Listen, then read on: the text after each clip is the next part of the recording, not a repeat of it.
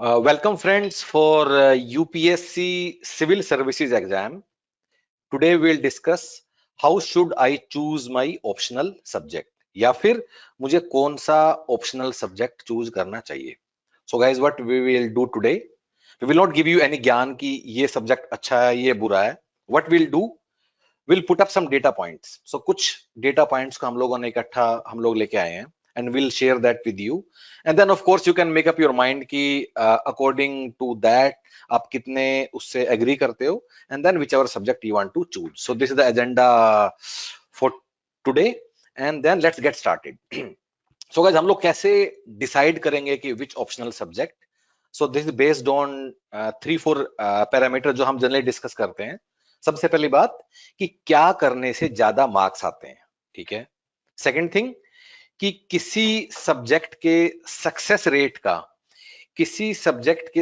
Rate का उस subject को चूज करने से क्या रिलेशन है. नंबर 3 कि किसी सब्जेक्ट की अवेलेबिलिटी ऑफ गाइडेंस या अवेलेबिलिटी ऑफ कोचिंग का क्या इंपैक्ट है. एंड नंबर 4 ह्यूमन पेरिटस के बारे में. So guys, before I start, I also want to give you one disclaimer that I am from Human Peritus and therefore we do coach students for management optional as a subject. So जैसे बड़े सारे subject होते हैं उसमें एक manager optional भी है, तो उसके लिए हम बच्चों को गाइड करते हैं for the mains exam. That is what we do at Human Peritus. And why we do that? Because we have got expertise of management and commerce subject for last 10 years, and based on this understanding we assist in couple of exams like management and commerce subjects for UGC NET, HR, labor laws, marketing officer, management optional, और फिर UPSC कुछ recruitment exam जैसे UPSC assistant labour commissioner, ESIC, APFC, ALC, EPFO, admin officer and so on. So one disclaimer before we start with anything else कि हम लोग खुद भी management optional की हम लोग लोगों को गाइड करते हैं, ठीक है. So with that short introduction शुरू करते हैं गाइज. So सबसे पहले हम लोग डिस्कस क्या करेंगे कि क्या करने से ज्यादा मार्क्स मिलते हैं. So गाइज मैंने क्या किया है, अगर तुम लोग देखोगे तुम्हारे सामने कुछ क्वेश्चंस हैं, ठीक है, एंड कुछ लेफ्ट हैंड साइड पे हैं, कुछ राइट हैंड साइड पे हैं, and they are from different subjects. Like कुछ कोई मैनेजमेंट का है, कोई सिविल इंजीनियरिंग का है, कोई एंथ्रोपोलॉजी का है, कोई सोशियोलॉजी का है, कोई पब्लिक एड का है. तो इस तरह हमने कुछ सवालों को इकट्ठा करके हम लोगों ने रखा है from previous year papers only. Year भी हमने लिखा है कि किस साल में कौन सा सवाल आया था. अब गाइस जितने भी लेफ्ट हैंड के साइड पे जितने भी सवाल हैं, अगर उनको तुम ध्यान से देखोगे and you will find one thing कि वो जितने भी सवाल हैं they have got a fixed definite answer. मतलब उसका एक ही जवाब होगा, उसका एक ही आंसर है. अगर उसके अलावा तुम कुछ भी और लिखते हो तो वो गलत है पेपर में. ऑन द अदर हैंड जो राइट हैंड वाले सवाल हैं, जितने भी हैं, उसमें जो आंसर किसी पहले स्टूडेंट ने लिखा और उसके बाद जो आंसर किसी दूसरे ने लिखा, तीसरे ने लिखा, चौथे ने लिखा, सभी लोगों का आंसर अलग अलग हो सकता है और सभी के सभी ठीक भी हो सकते हैं. So there can be more than one correct answer. अब इन द फर्स्ट लुक शायद तुम लोगों को ऐसा लगेगा कि जो लेफ्ट हैंड साइड वाले जितने भी सवाल हैं दे आर न्यूमेरिकल और राइट हैंड साइड वाले दे आर थ्योरेटिकल. ऐसा नहीं है. Of course left hand side वाले न्यूमेरिकल हैं, लेकिन लेफ्ट हैंड साइड में वो वाले थ्योरेटिकल सवाल भी हैं जिसका एक डेफिनेट आंसर है. जैसे कि what do you mean by type 1 and type 2 errors. Stats वाले लोग जानते हैं इसको. उसका एक ही आंसर है. हाउ आर दे इंटररिलेटेड, कैसे टाइप 1 ज्यादा होने से टाइप 2 कम होगा या टाइप 2 ज्यादा होने से टाइप 1 कम होगा. उसका एक डेफिनेट आंसर है. ऐसा नहीं है कि उसमें आपने कुछ लिखा, अगले ने कुछ लिखा, अगले ने कुछ लिखा, ऐसा नहीं है. सो गाइज समरी क्या है कि जो लेफ्ट हैंड वाले हैं उनका एक डेफिनेट आंसर है और जो राइट हैंड साइड वाले हैं उनका मोर देन वन आंसर करेक्ट हो सकता है. सो अभी के डिस्कशन के लिए हम लोग क्या करते हैं, जितने लेफ्ट हैंड वाले सवाल हैं उनको हम बोलते हैं टाइप 1 वाले सवाल. कूल. और जितने राइट हैंड वाले हैं उनको हम बोलते हैं टाइप 2. इस दो में हम लोग अब डिवाइड कर लेते हैं. अब सवाल ये है कि टाइप 1 और टाइप 2 का इतना बात करने का मतलब क्या है. So what we are trying to stay. अब जो टाइप 1 वाले सवाल हैं, उनमें तुम अगर एग्जाम में जाते हो तो तुम्हें अच्छे नंबर लेने के लिए तुम्हें क्या करना है, तुम्हें टाइप 1 में जाना है और तुम्हें अपना जो उसका आंसर है करेक्ट वो लिखना है। ऑन द अदर हैंड, अगर तुम टाइप 2 वाला सवाल एग्जाम में करते हो तो तुम्हें उसका सिर्फ आंसर तो करेक्ट लिखना ही है, उस आंसर के करेक्ट लिखने के अलावा उस आंसर को तुम कैसे रिप्रेजेंट करते हो, उसका रिप्रेजेंटेशन भी उतना इंपॉर्टेंट है। क्या तुमने एक सुंदर डायग्राम बनाया है, क्या तुम्हारी हेड राइटिंग अच्छी है, क्या तुमने लाल पीला काला पेन का प्रयोग किया है, सिर्फ इतना ही नहीं, उसके अलावा क्या तुमने कुछ क्रिएटिविटी दिखाई है। क्रिएटिविटी का मतलब है are you using right examples to prove your point, ठीक है, कुछ out of the box thinking तुम लोगों ने किया है, ठीक है। और एक और चीज है लास्ट, जो कि मुझे लगता है कि काफी ज्यादा इंपॉर्टेंट है, वो है कि उसको मैं लिखता हूं मूड ऑफ कॉपी चेकर। तुम्हारा जो आंसर तुम लिख के आओगे मेंस के पेपर में, जो यूपीएससी में जमा हो जाएगा, तो उसको इवेलुएट करने के लिए जो प्रोफेसर साहब आएंगे किसी यूनिवर्सिटी या कॉलेज से, उनका सिर्फ मूड नहीं, मूड तो थोड़ा ट्रिवियल वर्ड है, मे बी उनका बैकग्राउंड या प्रोफेसर साहब की एक्सपेक्टेशन या प्रोफेसर साहब के हिसाब से क्या करेक्ट आंसर है, सो दैट कैन वेरी। सो इस बात पे भी डिपेंड करता है। सो जो टाइप 1 वाले सवाल हैं, उनमें हमें अच्छे नंबर लेने के लिए सिर्फ करेक्ट आंसर चाहिए, और जो टाइप 2 वाले सवाल हैं, उसमें आंसर के अलावा बाकी कुछ वेरिएबल्स भी आएंगे उसमें ज्यादा नंबर लेने के लिए। और इसको तुम खुद से थोड़ा देख सकते हो, जैसे कि टाइप 2 का ये सवाल है, ठीक है, एक बार इस वाले सवाल को देखते हैं। Media is fourth pillar of democracy, ठीक है। अब सोशियोलॉजी में सवाल आया 2018 में ये वाला, ठीक है। एक मिनट शांति से सोचो, और तुम काफी बाकी एस्पिरेंट से भी घिरे होगे, तुम जहां रहते हो कहीं करोल बाग, मुखर्जी नगर, जहां भी रहते हो, इतने सारे तैयारी करने वाले हैं।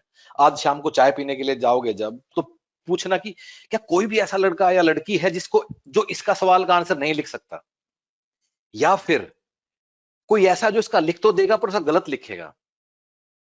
इसका तो सभी लोग लिखेंगे, राइट। अगर किसी ने 3 महीने भी सीरियसली तैयारी किया है, वो भी इनफैक्ट जो नहीं भी किया है, आई थिंक ये तो 10वीं 11वीं क्लास में लोगों ने मतलब सीख लिया होगा। तो नाउ दैट वी एग्री कि सभी लोग इसका आंसर लिख लेंगे, ठीक है। और ये क्या है, ये तो कॉम्पिटिटिव एग्जाम है, it's a competitive. So competitive exam का मतलब क्या होता है? कॉम्पिटिटिव एग्जाम का मतलब ये नहीं होता है कि मुझे सबसे करेक्ट करना है। कॉम्पिटिटिव एग्जाम का मतलब होता है कि मुझे बाकियों से अच्छा करना है। Competitive exam, right. तो तुम media is the fourth pillar of democracy discuss, इसके तुम आंसर में ऐसा क्या लिख दोगे कि तुम बाकी सब लोगों को आउटस्मार्ट कर दोगे, एंड एग्जामिनर को देखते ऐसा लगेगा वाह बस इसको तो मैं पूरे के पूरे नंबर दूंगा ही। Just think about it. So question, so the point is कि जितने भी टाइप 2 वाले सवाल हैं, उनमें एक चैलेंजिंग सिचुएशन है कि कैसे मैं बाकी लोगों से अच्छा करूं, ठीक है। और अब उस अच्छा करने के लिए भी हमें पता नहीं है कि क्या है, because there are so many variables. उसका क्रिएटिविटी, रिप्रेजेंटेशन, या कैसी मेरी हैंड राइटिंग है फंडामेंटली। अब मेरी हैंड राइटिंग अगर ग्रेजुएशन या पोस्ट ग्रेजुएशन, सब लोग 24-25 की उम्र में, मतलब एवरेज एज इतना होगा शायद, ठीक है, उसमें यूपीएससी लिख रहे हैं। अब हैंड राइटिंग सुंदर तो होने का प्रोबेबिलिटी काफी कम है, करेक्ट। या फिर मैं कितने सुंदर एग्जाम्पल, कितना क्रिएटिविटी, कैसा मेरा माइंडसेट है, उसको भी तुम कितना चेंज कर सकते हो। ऑन टॉप ऑफ दैट, अगर तुम वो सब मेहनत कर भी लेते हो, 4 साल मेहनत तुमने कर लिया, मे बी तुम जो सोच रहे हो कि what is best according to you, उससे कॉपी चेकर एग्री नहीं करता, बिकॉज उसके पास ये उसके पास ये सब्जेक्टिविटी है कि ये 10 आंसर है, 10 के 10 ठीक है, पर मैं डिसाइड करूंगा कि कौन सा सबसे ज्यादा नंबर लेगा। ऑन द अदर हैंड, जैसे लेफ्ट हैंड साइड में सवाल है कि calculating operating leverage, financial leverage, या ये सब जो उसने निकालने को दिया है, इसमें एक ही आंसर, और अगर तुमने इसको ठीक कर दिया तो तुम्हें नंबर उसको देने पड़ेंगे। nobody can stop it. So in a way, अगर मैं कंक्लूड करने की कोशिश करूं, सो जो टाइप 1 है, type 1 is the world of certainty, certainty या predictability. On the other hand जो टाइप 2 है, that is world of uncertainty. Uncertainty का मतलब है कि मेहनत करने के बाद भी पता नहीं नंबर आएंगे या फिर नहीं आएंगे या फिर क्या हो गया। सो इस सारे एनालिसिस से क्या हम लोग एग्री कर सकते हैं कि हमें एक ऐसा ऑप्शनल सब्जेक्ट चूज करना चाहिए जिसमें टाइप 1 वाले सवाल ज्यादा हो। I hope you agree with me to this point. क्यों? क्योंकि फिक्स्ड आंसर है, कोई अनसर्टेनिटी नहीं है। वहां सुंदर हैंडराइटिंग, लाल पीला कैन, ये लाल पीला काला पेन और ये सब कुछ कुछ ठीक है, इट्स ओके, नॉट नीडेड, ठीक है। सो हमें ऐसे सब्जेक्ट चूज करने चाहिए जहां टाइप 1 वाले सवाल ज्यादा हैं पेपर में। अब चलो सब्जेक्ट पे आते हैं, सब्जेक्ट हम लोग कुछ देख लेते हैं, ठीक है। तो अगर तुम मेरे से पूछो कि ऐसे कौन से सब्जेक्ट हैं जहां टाइप 1 वाले सवाल ज्यादा हैं, तो I will say probably maths. और मैं 3-4 सब्जेक्ट की लिस्ट तुम लोगों को देता हूं, बाकी तुम लोग खुद से फिगर आउट कर सकते हो, राइट। या फिर हम लोग ले लेते हैं सिविल इंजीनियरिंग, या फिर हम लोग लेते हैं फिजिक्स।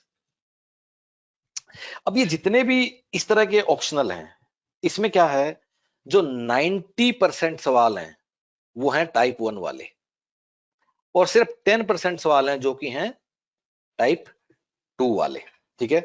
सो बड़ा ही स्ट्रेट फॉरवर्ड स्टोरी है कि मैथ, सिविल इंजीनियरिंग, फिजिक्स लो, इससे तैयारी करो, डेफिनेट आंसर है, डेफिनेट जाके उसको आंसर को लिख दो, नंबर लो, अपना 5, 10, 15 में अच्छा रैंक लो, मनपसंद सर्विस, मनपसंद कैडर जो तुम्हें चाहिए लो, और अपना ड्रीम जियो। बहुत ही मतलब वेरी वेरी स्ट्रेट फॉरवर्ड, इसमें किसी को डाउट होना ही नहीं चाहिए।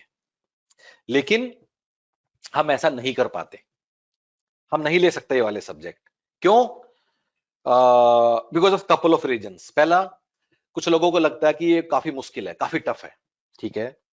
कुछ लोग लगता है मेरा बैकग्राउंड नहीं है, फेयर एनफ। अगर मैंने सिविल इंजीनियरिंग नहीं पढ़ाई किया है तो मैं कैसे सिविल इंजीनियरिंग ले लूंगा, या अगर मैंने एमएससी मैथ्स नहीं किया, बीएससी मैथ्स नहीं किया है, तो मैं कैसे मैथ्स ले लूंगा, या फिजिक्स में कैसे ले लूंगा अगर मैंने बीए वाला कोर्स किया, बी और एमए किया। तो बिकॉज ऑफ दीज रीजन हम लोग टाइप वाले सब्जेक्ट नहीं ले पाते। एक और रीजन उसका हम डिस्कस करेंगे। टाइप 1 वाले सब्जेक्ट का, टाइप 1 वाले क्वेश्चंस के सब ऑप्शनल का सिलेबस पूरा करने में ज्यादा समय लगता है। मे बी 8 महीने, 10 महीने, 12 महीने, 15 महीने, शायद मैथ्स में पूरा करने में 15 महीने लग जाएंगे उस लेवल तक आने में। ऑन द अदर हैंड अगर सोशियोलॉजी लेना, 3 महीने में सिलेबस खत्म हो जाएगा, पब्लिक एड का भी 3 महीने में खत्म हो जाएगा, राइट। ये एक ओरिजिन है, इसको मैं I will come to that, उस पे मैं अभी आता हूं। तो ये हो गया एक एक्सट्रीम एंड टाइप, जहां टाइप 1 वाले खूब सारे हैं। अब एक दूसरे स्पेक्ट्रम के दूसरे एंड पे जाते हैं, और कुछ सब्जेक्ट हम लोग देखते हैं, जैसे कि पबएड, जैसे कि सोशियोलॉजी, जैसे कि एंथ्रोपोलॉजी। अब जो जितने ये वाले पेपर हैं, इन सब में क्या खास बात है कि 90% सवाल टाइप 2 के हैं और 10% सवाल हैं टाइप 1 के। बिल्कुल other end of the spectrum.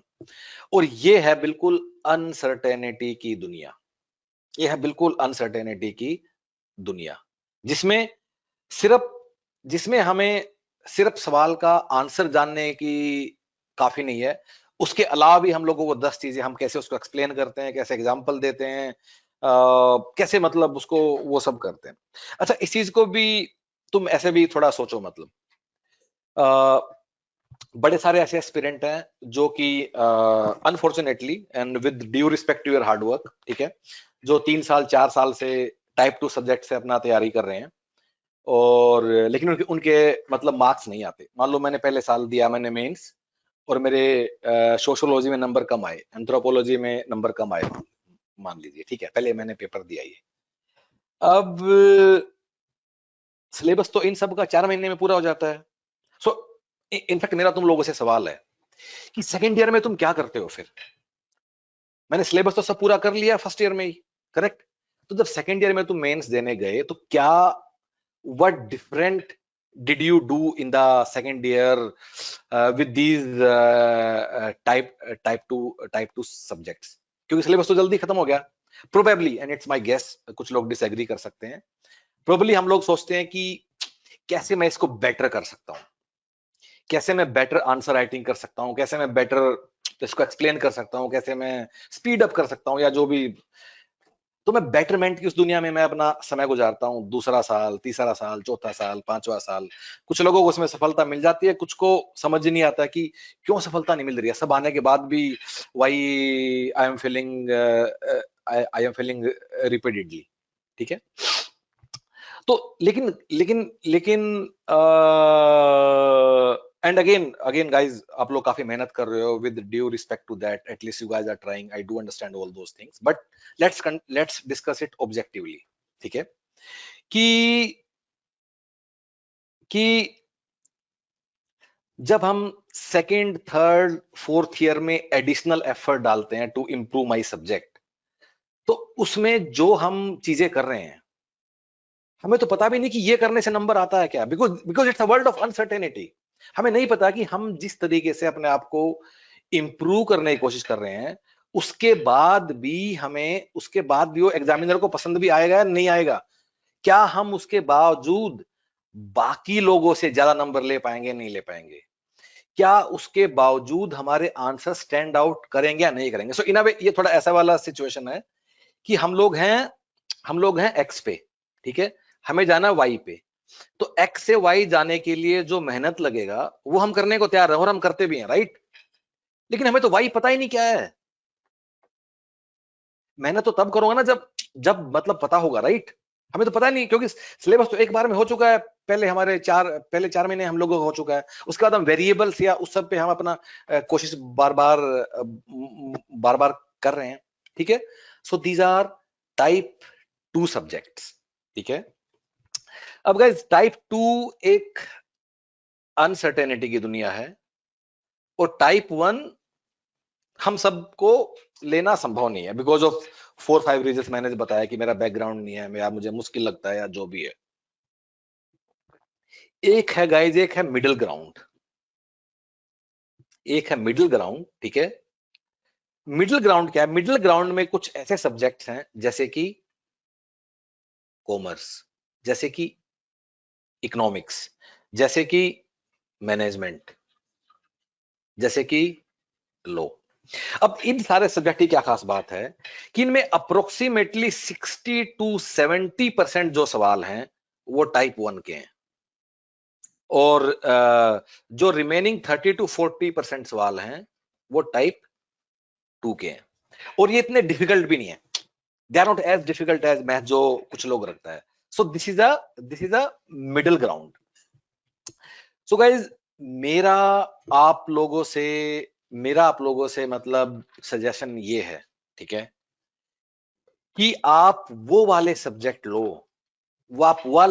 लो, जिसमें ज्यादा, एंड ऑफ कोर्स ये कुछ सब्जेक्ट की लिस्ट है, यूपीएससी में एक लंबी एक लिस्ट है, लेकिन अगर आपको टाइप 1 टाइप 2 की डेफिनेशन समझ में आ गई, तुम अपने आप ही फिगर आउट कर लो अपने मन से ही कि किसका एक आंसर हो सकता है, किसका नहीं हो सकता है, किसमें ऑब्जेक्टिविटी है, किसमें सब्जेक्टिविटी है, कौन सी सर्टेनिटी की दुनिया है, कौन सी अनसर्टेनिटी की दुनिया है, कौन सी प्रेडिक्टेबिलिटी की दुनिया है, कौन सा अनप्रेडिक्टेबिलिटी की दुनिया है। ठीक है। सो मेरा आप लोगों से ये रिक्वेस्ट, सजेशन, एडवाइस, जो भी तुम लोगों को समझना, उसको तुम लोग ऐसे ऐसे समझ लो कि let's choose those optional subjects जहां टाइप 1 वाले सवाल ज्यादा हैं। लेट्स चूज दो सब्जेक्ट। ठीक है। अब एक बड़ा पॉइंट है गाइस, काफी लोग इसको बार बार बोलते हैं कि जितने ये टाइप 2 वाले जितने भी टाइप 2 वाले पेपर हैं, इनमें हमारा सिलेबस खत्म हो जाता है 3-4-5 महीने में। ऑन द अदर हैंड, जितने टाइप 1 वाले हैं, इसमें सिलेबस खत्म करने के लिए तुम्हें लगेगा 10 महीने, 12 महीने, 15 महीने, और इसमें भी कम से कम अच्छा खासा टाइम लगता है, जो ये मिडिल ग्राउंड मैंने तुम लोगों को जो सब्जेक्ट बताए। ठीक है। तो वहां सिलेबस 3-4-5 महीने में खत्म हो जा रहा है, वहां 10-12-15 में खत्म हो जा रहा है। लोग इससे काफी प्रभावित होते हैं, ठीक है, कि और इसी को टफ बोलते हो, राइट? सिलेबस खत्म होने में ज्यादा समय लगा, क्यों लगा? क्योंकि समझ में नहीं आया, इसलिए हम उसको टफ बोलते हैं, डिफिकल्ट बोलते हैं, ठीक है। अब गाइज मेरा एक सवाल है तुम लोगों से, अगर नंबर ही नहीं आए तो पब्लिक एड को 3 महीने में खत्म करके क्या मिला? उससे अच्छा तो तुम टाइप 1 वाला सब्जेक्ट कोई लो, उसको सिलेबस खत्म करने में तुम 10-12-15 2 साल लगाओ, उसके बाद ही वन टाइम पेपर दे लो, और पहली बार में एट मैक्स सेकंड अटेम्प्ट में तुम निकल के यू कैन, अगर कुछ और वेरिएबल है, इंटरव्यू में अच्छा नहीं किया, जीएस में अच्छा नहीं किया, of course I respect those things, इसलिए एक नहीं अगले अटेम्प्ट में तुम लोग अच्छा कर लेना, ठीक है। लेकिन जो टाइप 2 में जल्दी सिलेबस करने से मिला क्या? बिकॉज हमारा ऑब्जेक्टिव खुद को बताना नहीं है कि मैंने सिलेबस खत्म कर लिया है, करेक्ट? हमारा ऑब्जेक्टिव क्या है कि क्या मैंने वो समझ लिया जिससे नंबर आएंगे। जब मैं यूपीएससी की अपनी आंसर मैं लिखूंगा, मेरा आंसर देख के नंबर क्या आएगा, दैट इज व्हाट मैटर्स। इससे फर्क नहीं पड़ता कि मैंने क्या कर लिया, करेक्ट? सो इस बात पे अपना डिसीजन मत लो कि वो 3 महीने में, 4 में, 5 में खत्म हो जाएगा, आसान है, थ्योरी है, ये है, वो है, वो वाला। हमें इस वाली बात पे हमें नहीं आना है। तो अब हम इसको थोड़ा सा समराइज कैसे कर सकते हैं टाइप 1 टाइप 2 वाली स्टोरी को, ठीक है, कि अगर तुम मैथ, फिजिक्स, सिविल इंजीनियरिंग या मेडिसिन और कुछ ऐसे सब्जेक्ट अगर वो ले सकते हो, तुम्हारा बैकग्राउंड है, वो है, प्लीज लो जाके, ठीक है। अगर तुम लोगों ने एमबीए किया है, एमकॉम किया है, इको लो, एलएलबी किया है, ये किया है, अपना सब्जेक्ट लो, अगर थोड़ा सा भी रीजनेबल पढ़ाई किया तो, ठीक है। मतलब अपने ये वाले सब्जेक्ट छोड़ के टाइप 2 पे मत भागो। ऑफ कोर्स जिसने टाइप 2 में किया, जिसने सोशियोलॉजी में पढ़ाई किया, तो ऑफ कोर्स उसको टाइप 2 ही लेना चाहिए, ठीक है, बिकॉज अब ठीक है, जो उसने पढ़ाई किया may be, and of course उसके लिए शायद टाइप 1 में आना मुश्किल होगा, लेकिन टाइप 1 वाले के लिए टाइप 2 में जाना थोड़ा आसान होता है, इसलिए टाइप 1 वाले वहां भाग। हमने देखा कि बच्चे आईआईएम से एमबीए करते हैं, और एमबीए में मतलब एटलीस्ट दो जितने भी देश के 15-20 अच्छे 20 स्कूल हैं, तो उनमें ठीक ठाक पढ़ाई होती है। उसके बाद भी दिल्ली मुखर्जी नगर आए तो सोशियोलॉजी लेके शुरू कर दिया। एक ऐसी दुनिया जहां उसका एक्सपर्टीज ही नहीं है, एक मतलब ऐसी दुनिया में। सो अपना subject low with the condition ki let us try to go towards type 1 subjects as much as we can, as much as we can. अगली चीज गाइज, नेक्स्ट पॉइंट इज कि कुछ लोगों को हमें लगता है कि टाइप 1 ना मुश्किल है, टाइप 1 हो नहीं पाएगा। And again I will give my examples from our subject only, हम लोग क्योंकि मैनेजमेंट के लिए कोच करते हैं, ठीक है। सो अगर हमने एक क्लास में, जैसे एक कॉन्सेप्ट है मैनेजमेंट में असेंबली लाइन बैलेंसिंग, ठीक है, अगर हमने एक क्लास में असेंबली लाइन बैलेंसिंग अच्छे से हमने पढ़ा दिया, जिसको शायद 1.5 घंटा 2 घंटा लगेगा, उसके बाद असेंबली लाइन बैलेंसिंग का कोई ऐसा सवाल बन ही नहीं सकता जो नहीं होगा। गाइस हमने, and again for the management subject, हमने पिछले 22 साल का एक एक पेपर का हमने एक एक सवाल हमने सोल्व किया है, जितने भी सवाल आए हैं 2001 से लेके आज तक जितने भी आए हैं, ठीक है। सो अनप्रेडिक्टेबल या काफी ज्यादा डिफिकल्ट सवाल इन वाले सब्जेक्ट में नहीं आते हैं। एंड अगेन इसके लिए तुम खुद भी अपना इवेल्युएशन कर सकते हो। तुम एक छोटा सा एक्सरसाइज करो, I will spend 1 day on that, ठीक है, I will tell you one small exercise. तुम्हें क्या करना है, and let me tell you with an example, ठीक है। तुम्हें करना क्या है कि जो भी तुम्हारा सब्जेक्ट है, ठीक है, जो भी तुम्हारा सब्जेक्ट है, तुम उसके सिलेबस में जाओ अपना, मतलब जो भी तुम लेने का सोच रहे हो या जो कर रहे हो। सो मे बी मैं, बिकॉज हम लोग मैनेजमेंट जानते हैं तो मैनेजमेंट से एग्जांपल दूंगा मैं। मैनेजमेंट अगर कोई बाकी सब्जेक्ट का तो अपना सिलेबस तुम लोग खोल के देख लेना। सो मैंने खोल लिया यूपीएससी मैनेजमेंट ऑप्शनल सिलेबस, ठीक है, सबसे पहला लिंक है उसी को खोल लेते हैं, ठीक है। अब ये वाला सिलेबस मेरे सामने खुल गया है, ठीक है। अब गाइज इस वाले सिलेबस में तुम एक काम करो, पिकअप एनी कीवर्ड, जैसे कि यहां मैंने देख लिया सेंट्रल लिमिट थ्योरम एक कीवर्ड है, ठीक है, या फिर यहां मैंने देख लिया स्टैटिस्टिकल प्रोसेस कंट्रोल एक है, या फिर यहां मैंने देख लिया कि डीएसएस और आरडीबीएमएस, कोई भी एक कीवर्ड उठा लो। उसके बाद उस सब्जेक्ट के पिछले 20 साल में जितने भी पेपर हैं, उनमें से ये वाला सवाल तुम उठा लो, ठीक है। ये वाला टॉपिक ले लिया, ये वाला सवाल ले लिया, उसके बाद इस वाले टॉपिक को ना अच्छे से एक बार पढ़ लो with whatever resources, YouTube video, किताब या जो मिलेगा, ज्ञान का कमी नहीं है आजकल, वहीं से पढ़ लो, बट उसको अच्छे से समझ लो, and then look at those questions. Guys, the difficulty level of questions in these papers is not very high. हम लोगों ने देखा है, हम लोगों ने एक एक सवाल किया, हम लोग मैनेजमेंट के सवाल क्योंकि हम लोग करते हैं, वी हैव सीन दैट। हमने कॉमर्स का पेपर भी देखा है, ठीक है, and because we are in touch with somebody else, हम लोग मैथ्स के पेपर के बारे में जानते हैं, and we haven't done that, but I am pretty sure कि सिविल इंजीनियरिंग और इस समय भी स्टैट्स या इन सारे सब्जेक्ट में भी सेम स्टोरी ही रिपीट हो रहा है। So before making up your mind, एक बार एक कीवर्ड उठाना है, उस और इस सारे एक्सपेरिमेंट को करने में कितना समय लगेगा? शायद एक दिन लगेगा इस पूरे एक्सपेरिमेंट को करने में। अब जहां तुम 3-4 साल के लिए कमिटेड हो तो एक दिन तो एक्स्ट्रा स्पेयर कर ही सकते हो फॉर दिस स्मॉल एक्सरसाइज, जो जिसके लिए तुम्हें बाहर कहीं नहीं झांकना, खुद ही देखना है। एक कीवर्ड उठाओ, उसको 2-3 घंटे अच्छे से पढ़ो, जो भी रिसोर्सेज हैं, और फिर उसके सारे सवाल एक बार देखो, पिछले 20 साल में जो भी सवाल आया, तुम्हें दिखाई देगा कि तुम एक एक करके तुम सारे के सारे सवाल तुम लोग ठीक से कर पाओगे। हार्डली, मतलब ऑफ कोर्स आउटलायर होते हैं, हार्डली कोई तुम्हें ऐसा सवाल दिखेगा कि जो तुम्हें मतलब जिसको तुम्हें करने में डिफिकल्टी होगी। अभी कुछ दिन पहले हम लोगों ने एक एनालिसिस किया मैनेजमेंट के लिए, ऑफ कोर्स, ठीक है, कि 2020 का पेपर हम लोगों ने मैनेजमेंट का लिया, उसमें देयर वर 36 क्वेश्चंस, ठीक है, 36 में से 35 क्वेश्चन ऐसे थे कि जो प्रेडिक्टेबल थे, मतलब जो हम लोग जानते हैं कि सिलेबस का ऐसा, ये तो मतलब पढ़ना ही है। सिर्फ एक सवाल था जो हमें लगा कि जो हम लोग सोच नहीं पाए, which is out of the context, जो एक सवाल यूपीसी में आ गया।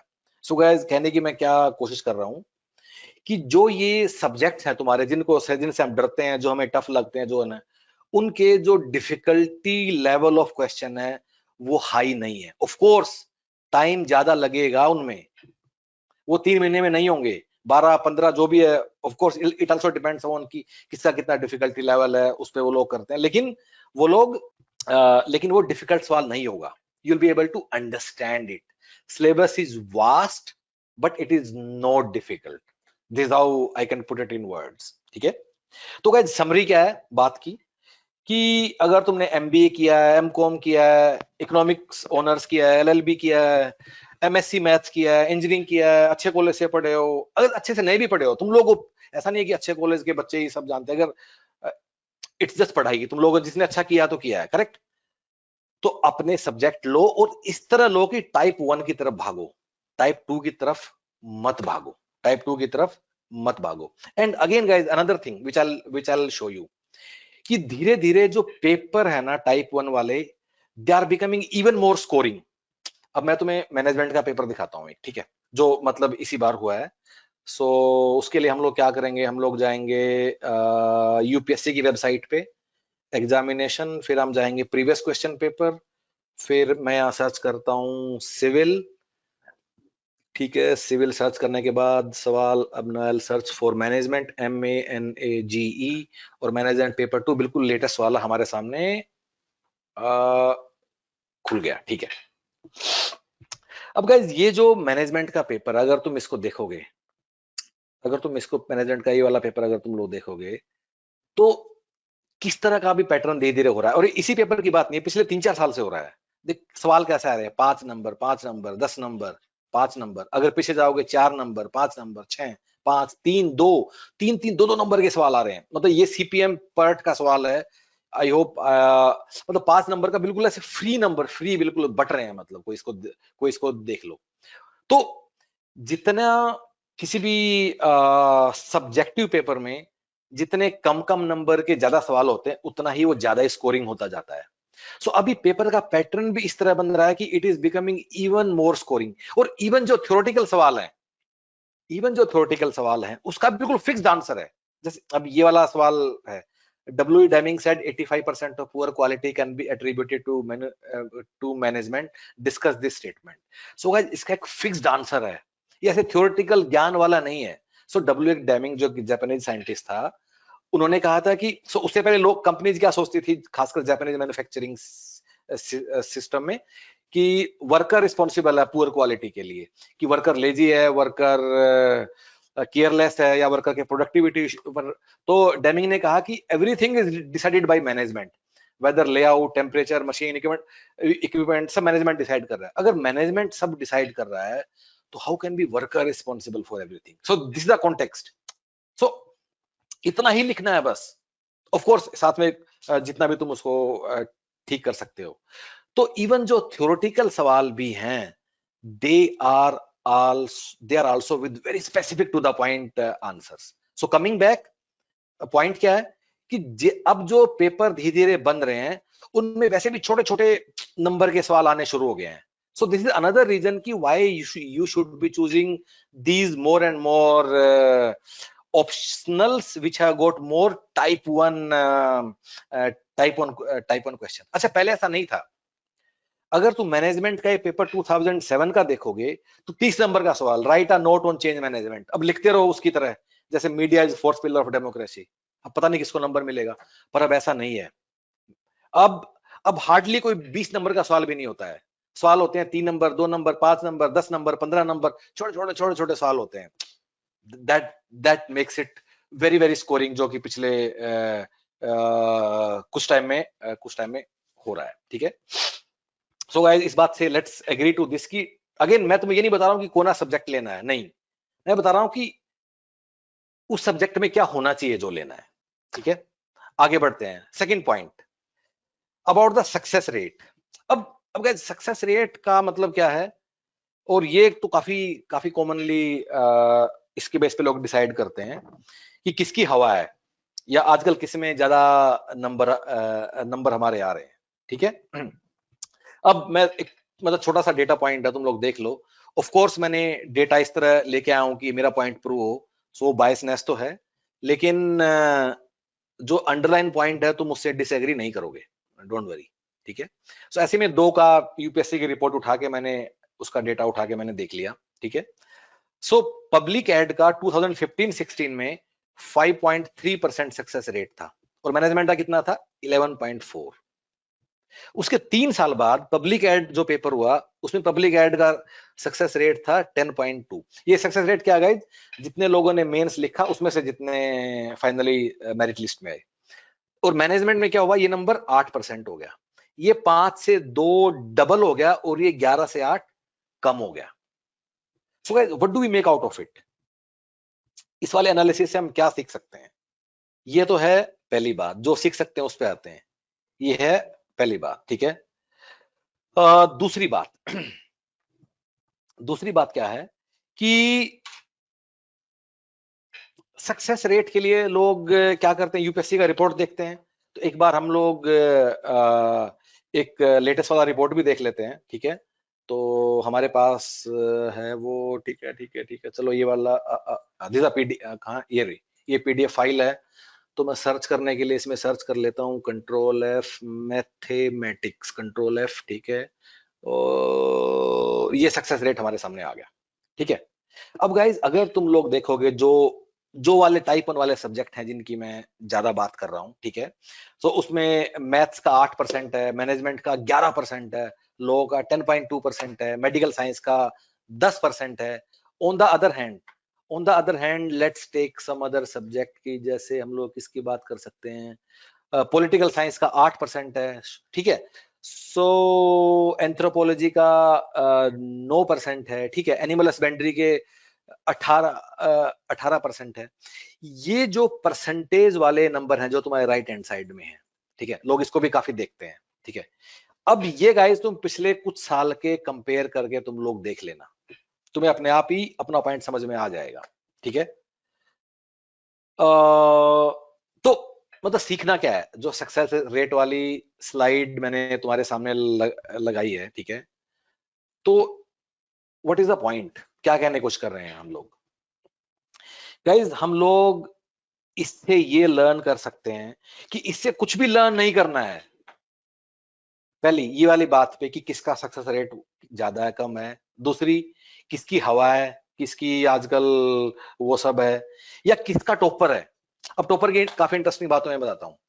सो जो मैथ्स का ऑप्शनल है, ठीक है, मैथ्स का ऑप्शनल में 2015-16 तक, because a very close friend of mine is running optional for maths, और इंडिया के one of the best teachers हैं, ठीक है। मैथ्स ऑप्शनल वालों को जरूर उनसे बात करना चाहिए, ठीक है। तो ऑन एन एवरेज 2015-16 तक मैथ्स में कितने लोग ऑप्शनल लिखते थे? 250-300 के आसपास, ठीक है। फिर क्या हुआ? 2017 के आसपास Kanishak Kataria got rank with maths as an optional, ठीक है। और सडनली उसके बाद मैथ्स ऑप्शनल लिखने वाले लोग बढ़ गए। पिछले साल 550 के करीब लोगों ने मैथ्स ऑप्शनल लिखा है, जबकि मैथ्स ऑप्शनल का जो सक्सेस रेट का अगर तुम ग्राफ बनाओगे, मतलब 5%, 8%, 12% जो उसको अगर तुम देखोगे, that has gone down in last couple of years. लेकिन फिर भी भेड़ चाल है, क्योंकि कनिष्क कटारिया ने रैंक निकाल लिया है, तो भाई अब हम सब लोग मैथ्स लेना शुरू मतलब कर देते हैं। तो इस वाली बात को भी दिमाग में नहीं रखना है कि किससे हमारा टॉपर आएगा, ठीक है। Let's come to next point now. What is next point?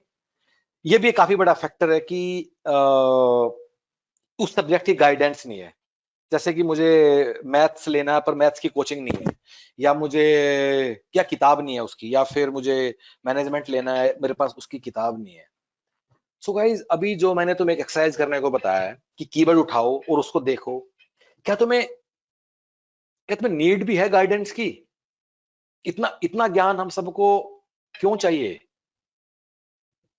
हम इसको थोड़ा सिंपल कर सकते हैं ना। एक सिलेबस है, उसमें कुछ कीवर्ड है, उसके पे सवाल आएगा, पहला कीवर्ड उठाना, उसको अच्छे से पढ़ लेना है, दूसरा उसको आगे से पढ़ना है, कि करके आगे सिलेबस खत्म करते जाना है। इतना सारा गाइडेंस क्यों चाहिए? Of course we need guidance, but इतना नहीं चाहिए कि जितना जितना आज के दिन अवेलेबल है। इनफैक्ट आई नो इस पे कुछ लोग एग्री नहीं करेंगे कि people are spending a lot of time on YouTube only on guidance या only on मोटिवेशन का भी काफी ज्यादा सडनली पता नहीं क्यों इतना ज्यादा सबको जरूरत पड़ गया, एज इफ मतलब पूरा कंट्री ही कंफ्यूज्ड है। एक बार हमने मन बना लिया कि हमें पढ़ाई करना है, ये एक एग्जाम है, ये इसका सिलेबस है, बस फिर पढ़ना ही तो है। फिर क्यों यूट्यूब पे इतना मोटिवेशन हमें चाहिए? क्यों इतना सारा हमें स्मार्टनेस, शॉर्टकट, ट्रिक्स या वो सब हमें कुछ कुछ हमें देखना है? अच्छा, उसके लिए हम लोग क्या करते हैं? हम लोग किसी टॉपर को हम लोग देखते हैं, ठीक है, टॉपर ने ऐसा किया, then we try to live like that, ठीक है, उसकी तरह हम कोशिश करते हैं। उसने गाइस, उसके लिए जो चीजें काम की शायद तुम्हारे लिए करेंगी ही नहीं, उसकी एक अलग स्टोरी है। और मैं तुम्हें एक छोटा सा एग्जांपल देता हूं यहाँ, ठीक है, कि मैं इंजीनियरिंग कॉलेज में था, ठीक है, और इंजीनियरिंग कॉलेज में सबसे फेवरेट सबका काम था कि कैट की तैयारी करना। एमबीए करेंगे, बड़े मैनेजर बनेंगे, ज्यादा पैसे मिलेंगे रादर देन इंजीनियरिंग की जो मतलब सैलरी मिलती है, ठीक है। तो अब सब लोग टाइम, कैरियर लॉन्चर, यहाँ अपना कोचिंग लेती थी, सवाल लगा रहे हैं, टेस्ट लगा रहे हैं, कैट की सब लोग तैयारी करते थे, सबको एमबीए करना है, ठीक है। अब of course CAT is very competitive exam, तो most of them used to fail, कुछ ही लोग पास होते थे, ठीक है। अब एक हमारी क्लास में कोई एक था कि भी जो मतलब super smart in the sense की एकदम IIM ABC सब जगह से उसको इंटरव्यू का कॉल आया, ठीक है। अब उसका जो बैकग्राउंड था, तो he was not very academic, ठीक है। तो वो अपना, and of course I can't tell you in this video, extra activity जो होती हैं उनमें काफी उसका समय जाता था और पढ़ाई वढ़ाई वो काफी कम करता था। फिर भी उसकी ABC सब जगह से उसका कॉल आया। ABC मतलब IIM अहमदाबाद, बेंगलोर, वो उसका हम लोग ऐसे ही बोलते हैं, ठीक है। अब गाइज, सबको क्या लगता था कि वो काफी स्मार्ट आदमी है, मतलब बहुत तेज है भाई वो, तो मतलब बिल्कुल कुछ गॉड गिफ्टेड है। जैसे कुछ लोग ऐसे बात करते हैं कि जैसे कि कनिष्क कटारिया को एक छोटा सा वीडियो है यूट्यूब पे, देखना कि मैनेजमेंट कोई ऐसा है कि इंटरव्यू टी विद समथिंग ऐसा कुछ है, तो उसमें कनिष्क कटारिया ने बताया कि उसने मैथ्स ऑप्शनल क्यों लिया है। तो उसके नीचे कमेंट्स में लोग लिख रहे हैं कि कनिष्क कटारिया आपने ले लिया because you are from IIT Bombay, और इसलिए आप जीनियस हो और क्योंकि, लेकिन हम ऐसे नहीं है, हम आम आदमी है, हम ऐसा नहीं कर सकते। सो गाइस, कोई ऐसा जीनियस नहीं होता है। अगर कोई जीनियस दिखता भी है, उसके पीछे एक रीजन होता है। अब वो जो हमारी क्लास में जो लड़का था, जिसको काफी जगह से इंटरव्यू कॉल आया और वो सब IIM में गया, finally he landed to IIM Calcutta.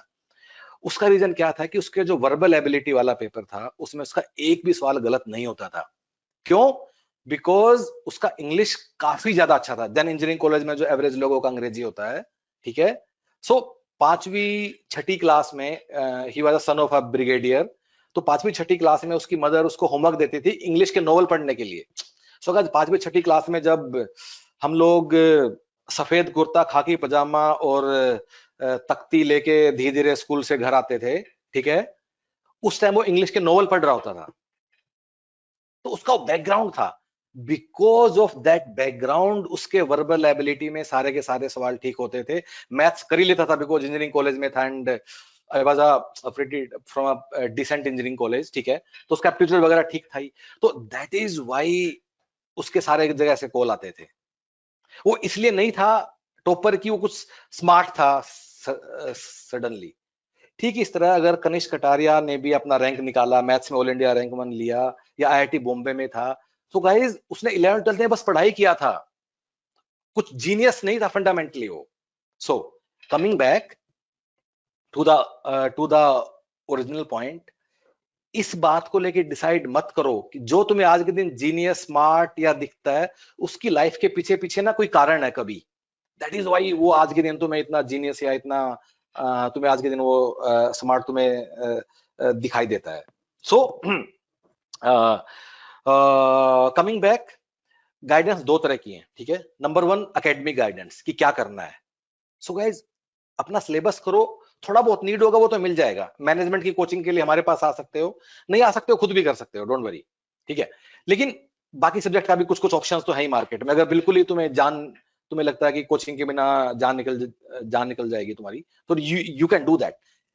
ये तो एकेडमिक की। और दूसरी कोचिंग जो है, जो गाइडेंस है, जो मोटिवेशन है, जो वो है, सो गाइस वो इतना ज्यादा है, मेरा आपसे रिक्वेस्ट है कि थोड़ा उसको कम कर दो अब। इतना ज्यादा मतलब क्यों, इतना ज्यादा मोटिवेशन क्यों चाहिए? लोग घंटों घंटों लगे रहते हैं, वो वाले सर है, उनका भाषण है, उन्होंने हमें खुश कर दिया, उन्होंने ये कर दिया, वो कर दिया, एंड एज इफ लोगों को ना मजा आने लगा है। Guys, this is your youth. ये तुम्हारे जीवन के प्राइम ईयर्स हैं, 21 22 23 24 25 27 28 30।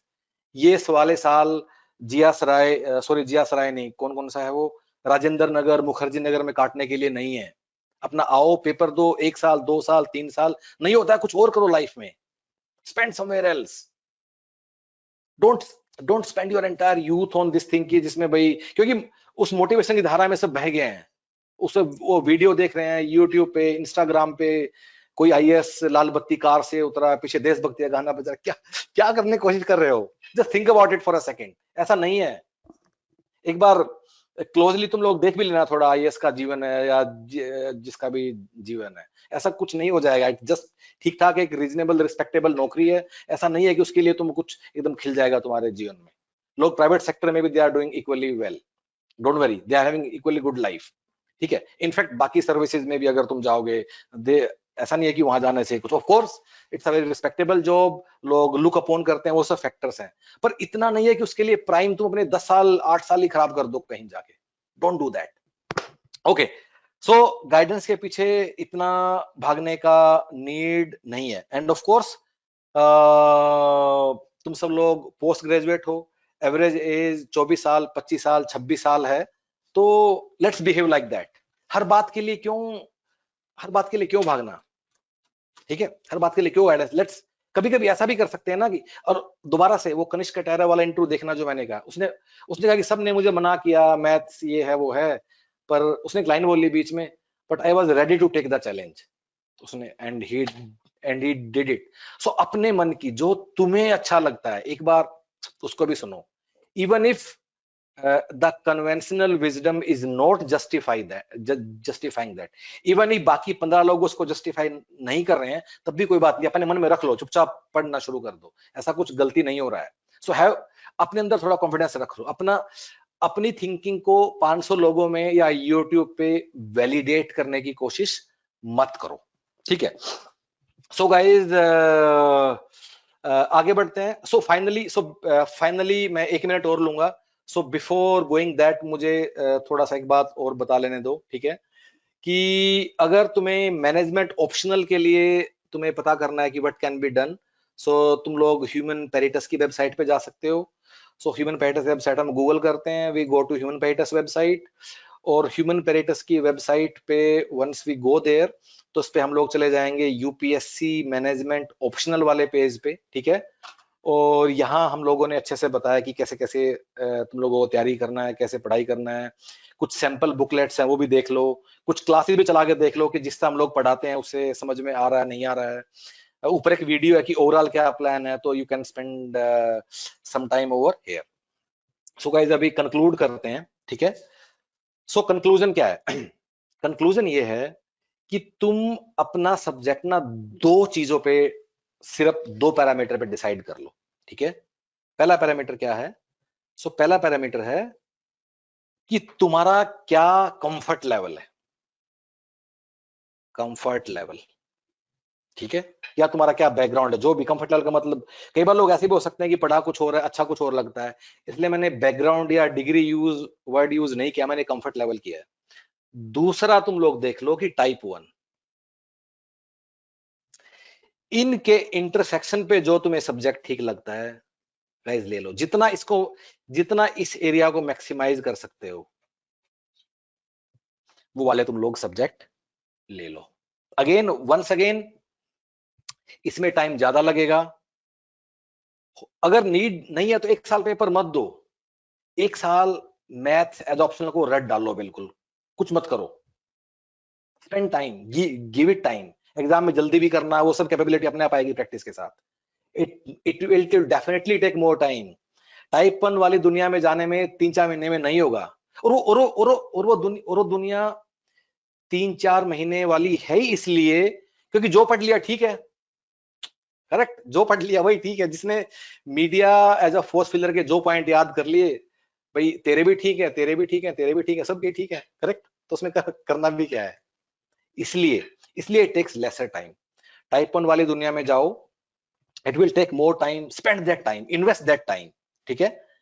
टाइप वाली दुनिया जाओ, आंसर लिखो, टू द पॉइंट आंसर लिख लो, करेक्ट आंसर लिखो, और फिर भूल जाओ कि कॉपी चेकर के मन में क्या है, क्या उसका बैकग्राउंड है, क्या उसकी सोच है, अपनी बीवी से लड़के तो नहीं आया सुबह कॉपी चेकर. भूल जाओ सब कुछ, फर्क ही नहीं पड़ता.